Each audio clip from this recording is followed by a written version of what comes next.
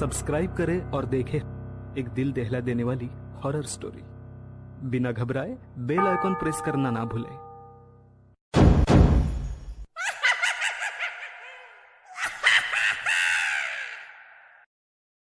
इस कहानी के लेखक हैं धीरज कुमार सालुंके।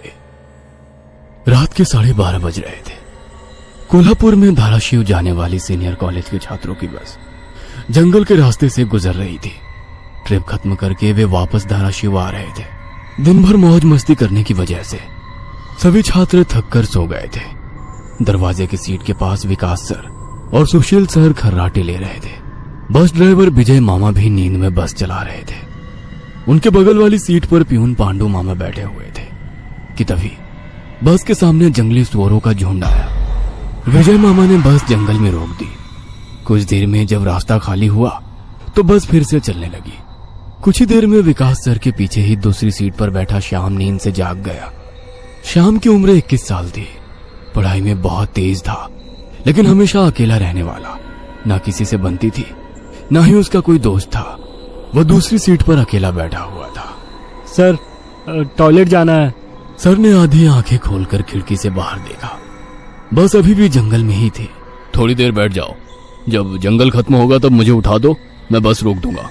वे बोले और फिर आंखें बंद कर सो गए। श्याम बस की खिड़की से बाहर देखने लगा और जंगल खत्म होने का इंतजार करने लगा। कुछ ही देर में जंगल खत्म हुआ और बस वीरान जगह पर आ गई। उसने विकास सर को जगा दिया और उन्होंने ड्राइवर से बस को रोकने के लिए कहा। जैसे ही बस रुकी, विकास सर बोले, किसी को टॉयलेट होना है तो अभी उतर जाओ, वरना बस सीधे धाराशिव जाकर ही रुकेगी। आवाज सुनकर पिछली सीट पर बैठा श्रीकांत नींद से जाग गया। विकास सर टॉर्च लेकर पहले बस से बाहर उतर गए। उनके पीछे पीछे श्याम और श्रीकांत भी उतरे और वो दोनों अलग अलग झाड़ी के पीछे टॉयलेट करने गए। श्याम टॉयलेट करके वापस आया, लेकिन श्रीकांत अभी भी नहीं आया था कि तभी श्रीकांत जोर से चिल्लाया।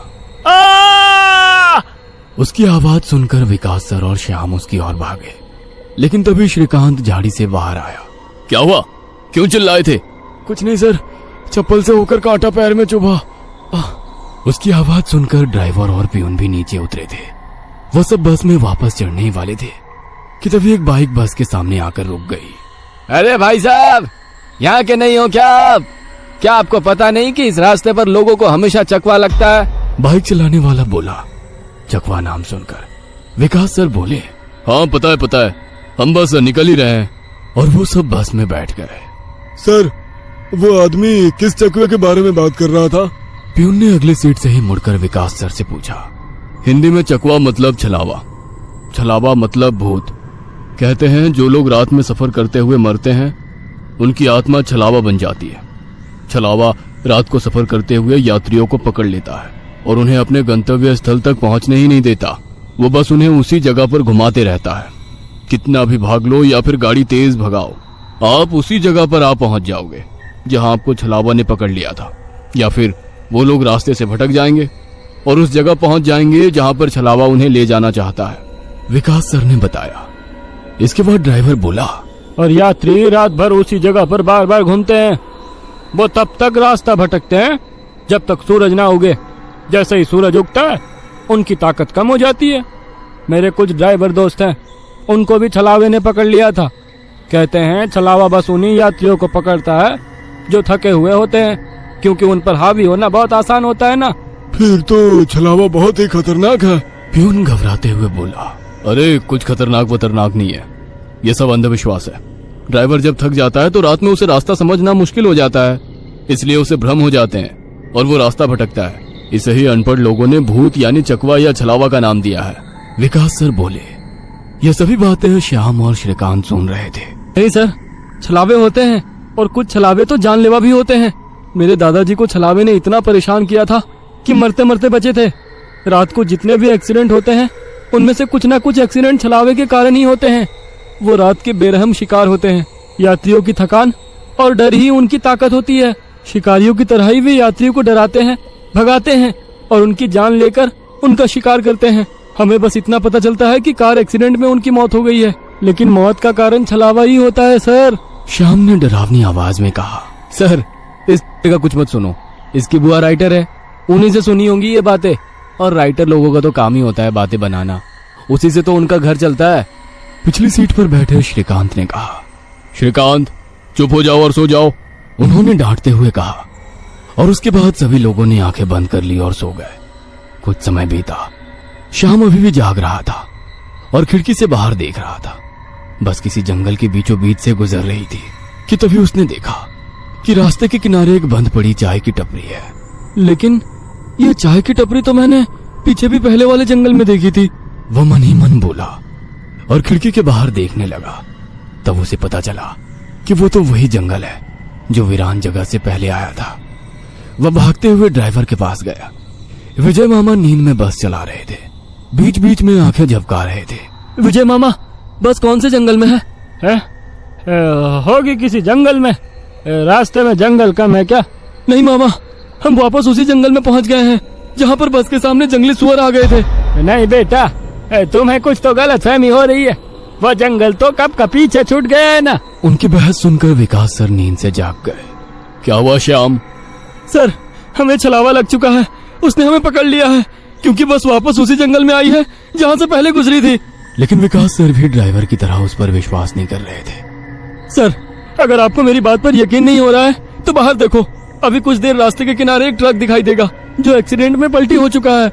और कुछ ही देर में रास्ते के किनारे सभी को पलटी हुई ट्रक दिखाई दी। ये देखकर सभी हैरान हो गए थे। ड्राइवर ने भी मान लिया कि श्याम सच बोल रहा है कि तभी जंगल खत्म हो गया और बस वही सुनसान वीरान जगह पर पहुंच गई जहां पर वो कुछ देर पहले टॉयलेट करने के लिए रोक दी गई थी। ये देखकर सभी की आंखें फटी की फटी रह गई थी। विकास सर की तो बत्ती ही गोल हो गई थी। श्रीकांत पिछले सीट से आगे आ चुका था। सबके चेहरे का रंग उड़ गया था। बस अभी भी रास्ते पर चल रही थी कि तभी वो फिर से वापस वही जंगल में पहुंच गई। वह सभी जान गए कि उन्हें छलावा ने पकड़ लिया है। ड्राइवर कोई दूसरा रास्ता मिलता है या नहीं ये देख रहा था, लेकिन फिर भी बस वापस उसी जंगल में आ जाती थी। ऐसा लग रहा था कि मानो पूरी दुनिया में बस वही एक रास्ता है जो घूम फिर कर उसी जंगल में ले आता है। सर, अभी इस छलावे से कैसे निकले? मैंने सुना है कि छलावे से बाहर तभी निकल सकते हैं जब सुबह हो जाए। इसका मतलब हमें रात भर इसी सड़क से गुजरना होगा, जंगल से वीराने में और वीराने से जंगल में। क्यों ना हम सुबह होने का इंतजार करते हुए उसी वीरान जगह पर रुक जाए। ड्राइवर बस चलाते हुए बोला। लेकिन शायद मैंने सुना है कि छलावे में रुकना ठीक बात नहीं है। नहीं सर, मेरी बुआ ने बताया था कि अगर सेफ जगह मिल जाए तो रुकने में कोई परेशानी नहीं है। बस इतना ही पता है तुम्हें? और कोई तरीका नहीं है क्या? है, लेकिन वो अभी के लिए नहीं है। और वैसे भी अगर जिस छलावे ने हमें पकड़ा है, अगर वो कमजोर हुआ तो उसकी शक्तियाँ कुछ ही देर में कमजोर हो जाएंगी और हम छलावे से छूट जाएंगे। फिर वो छलावा हमें नहीं पकड़ सकता। इन सभी की बातें सुनकर सोए हुए सुशील सर जाग गए। अरे क्या हुआ? आ गया क्या मेरा बोरगांव? सुशील सर उबासी लेते हुए बोले। तभी सभी ने उन्हें घटी हुई घटना बता दी। यह सुनकर सुशील सर के तो मानो होश ही उड़ गए। लेकिन तभी ड्राइवर जोर से चिल्लाया, सर, आगे एक गांव आया है। यह सुनकर सभी लोग ड्राइवर की तरफ भागे। तब उन्हें रास्ते के किनारे एक बोर्ड दिखाई दिया जिस पर लिखा था, बोरगांव में आपका स्वागत है। यह देख सुशील सर जोर से चिल्लाए, ये तो मेरा गांव है, लेकिन हम यहाँ इतने जल्दी कैसे पहुँचे? हमें तो कोल्हापुर से निकले मुश्किल से 2 घंटे हो गए हैं और मेरा गांव कोल्हापुर से 6-7 घंटे की दूरी पर है।